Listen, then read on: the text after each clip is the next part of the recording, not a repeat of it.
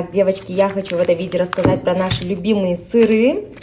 Тут у меня была сырная тарелка, детки потихонечку уносят по кусочку, езжу, вот смотрите, тарелка у меня полупустая. Вот, рассказываю про любимый сыр Dairy Spring, это кыргызско-швейцарская компания, уже на протяжении 26 лет производит натуральные сыры. Вот, хочу сказать, что я для себя выделила несколько отличий этих сыров от других, то что это чистый состав.